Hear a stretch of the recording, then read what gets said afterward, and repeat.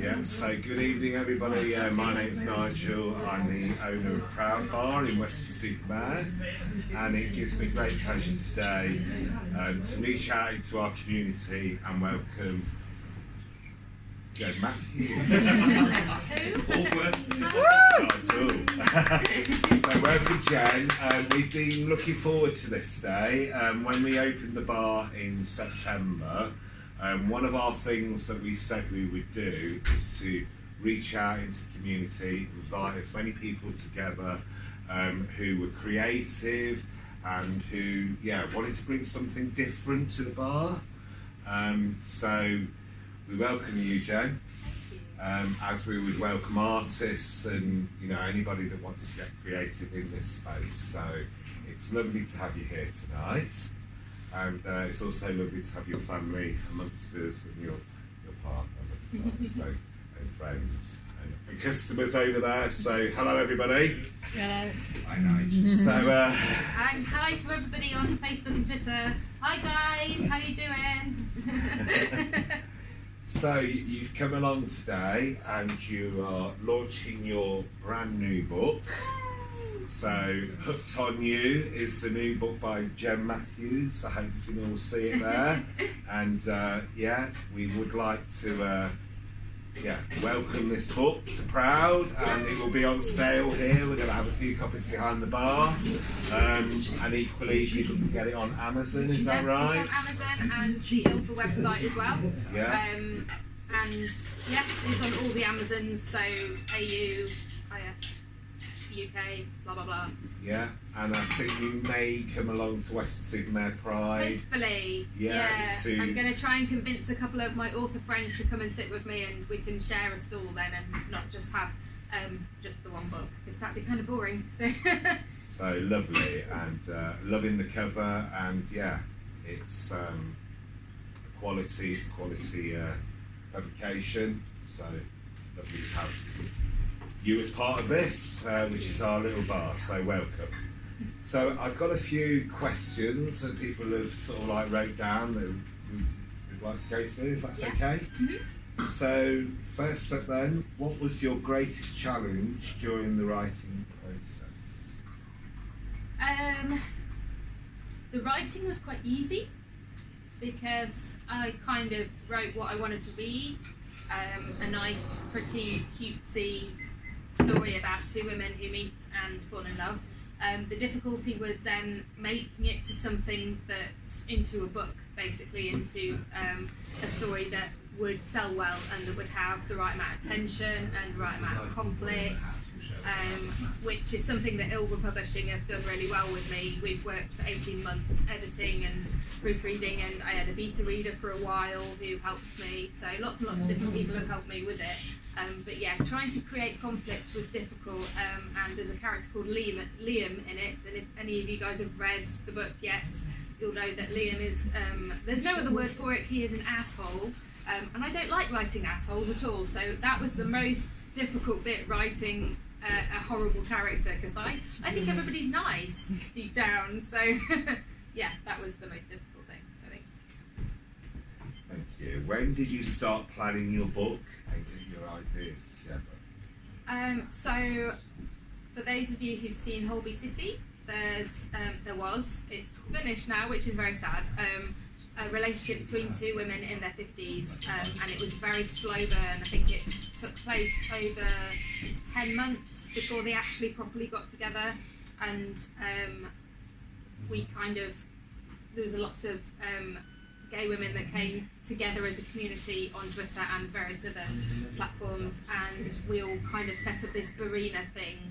Started out as a hashtag, it's turned into this huge fandom, and I guess I was inspired by the whole two women in their 50s meeting for the first time and falling in love, that kind of thing.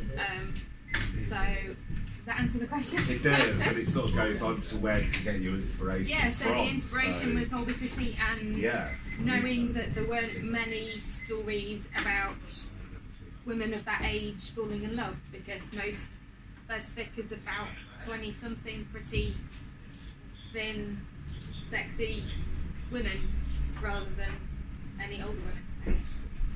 So, and and it sort of like ties in very much to, you know, how was your book received, or how is your book being received by the lesbian community? I assume well. I've had lots of reviews on Goodreads, which I know we're not supposed to read Goodreads because if we're an author, then it's for readers. I understand that. But the majority of people that either know me through Twitter or know me online, various platforms, have been pretty positive about it. I think most of my reviews and ratings on Goodreads are 4 and 5 stars, which is awesome. And when Sarah, my wife, read it for the first time, I had a constant string of texts. So I was at work and she was at home, saying, "Oh my god, this book is awesome." So I think so long as Sarah likes it, I'm happy.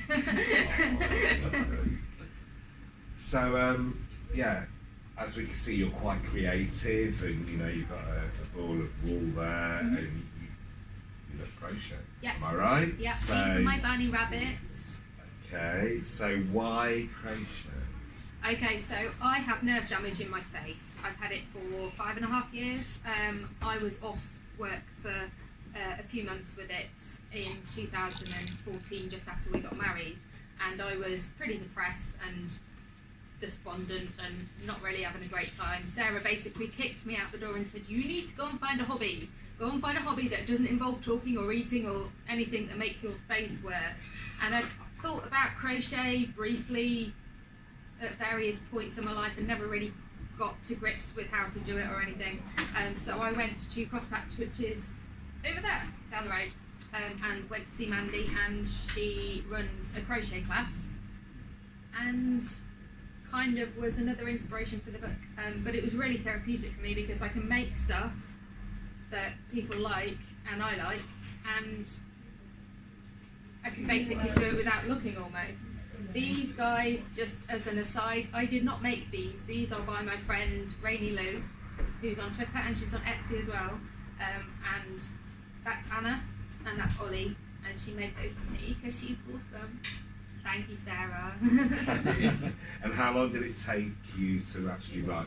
About 4 months. I wasn't doing it as a thing to write to send to a publisher. I was just doing it because I fancied doing it, really. So I didn't have a sort of timeline or any kind of goals with it.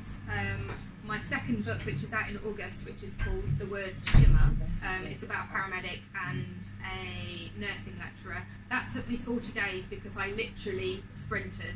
I wrote almost every day. I wrote about 3,000 words a day, and I ended up literally finishing it on I think the 10th of February, and I started on the 1st of January, which is insane. I mean, I don't think I'm going to be able to do it again like that, but yeah. So is that going to be the sequel to? No, it's a totally different story. Totally different. Totally different characters. Okay. Completely different.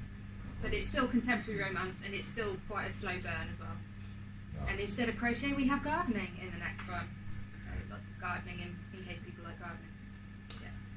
How do you, because writing a book, you say you could do like a crash course in it, and you can do 40 days or whatever, but how do you actually balance between writing a novel and your work and your social life? I get a lot of ideas at work because I work for mental health on a rehab ward, and my patients, service users, are very interesting. They're very dynamic. They're very different from people, I guess, who are not in hospital. So I have to set aside at least 2 hours to write. I can't have distractions. I can't have music on. I can't have Sarah doing the hoovering upstairs. It has to be, I don't mind the dog next to me, that's okay, and the cat crawling over me, that's alright, but I have to be in the zone and be able to sit with my little notebook next to me and be able to type.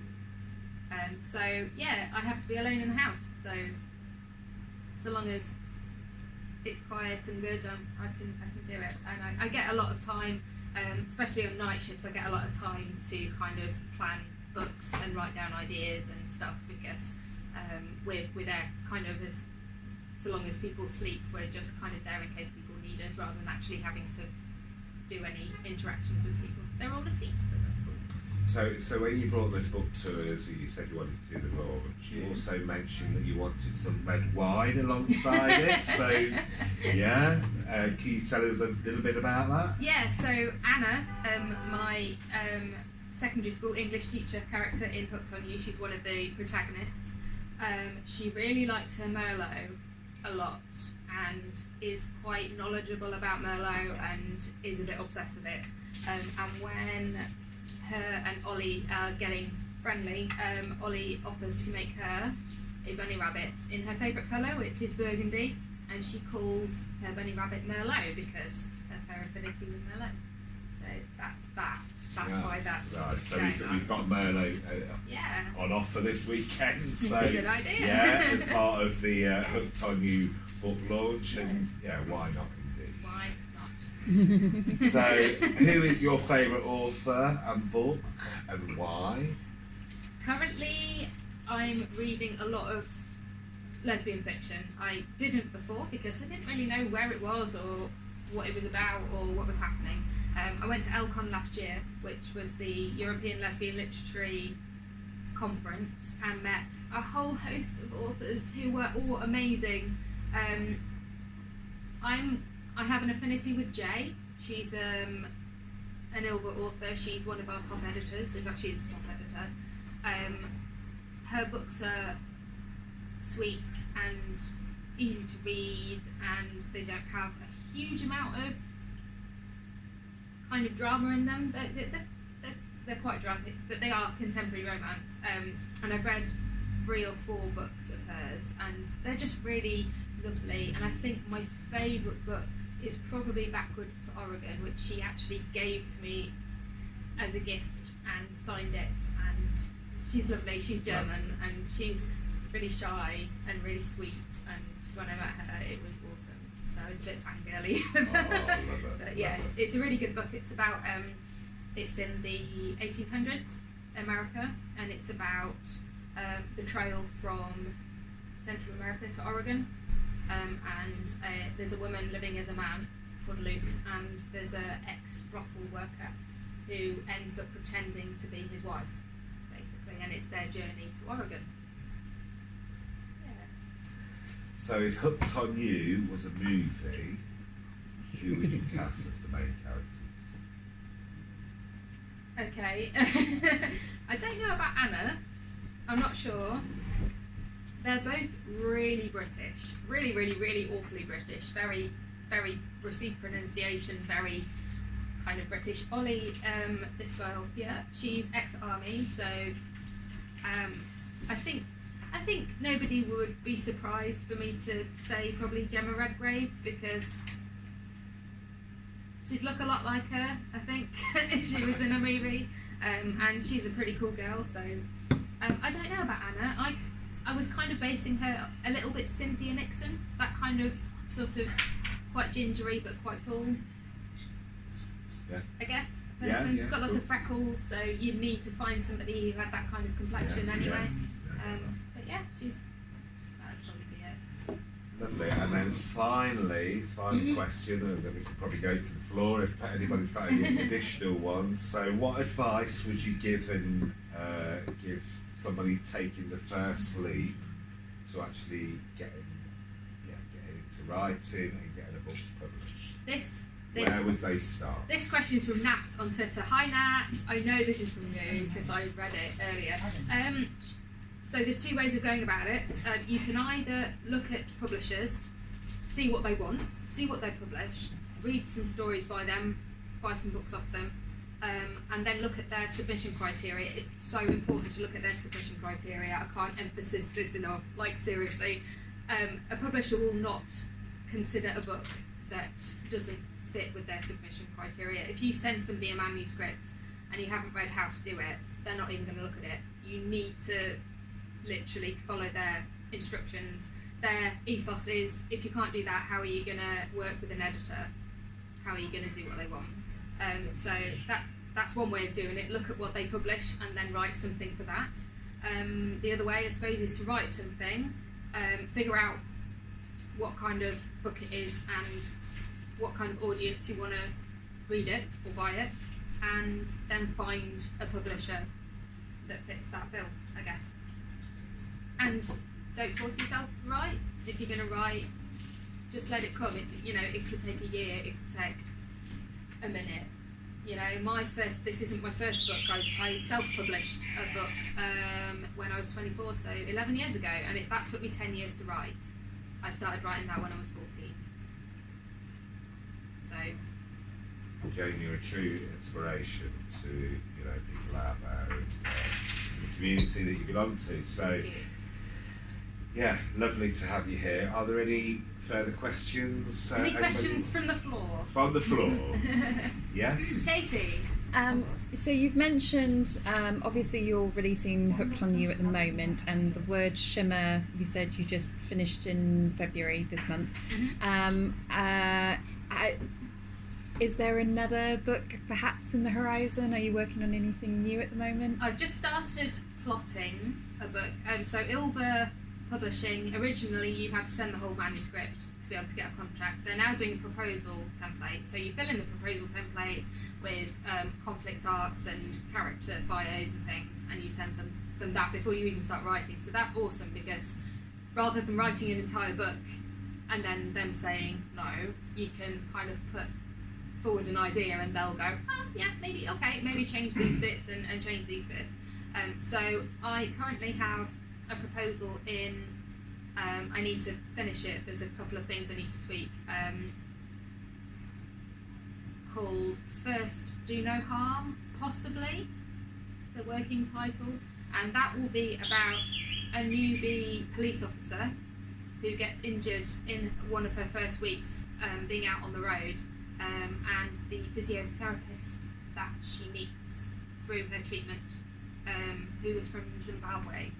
And there's going to be a lot of family issues in the book, and yeah, another contemporary romance. I'll be doing a couple more contemporary romances, and then hopefully I have a book called Losing Touch, which is about two women that meet on a mental health ward as patients, from my experience working, and also one of them has lingual nerve damage, which is what I have.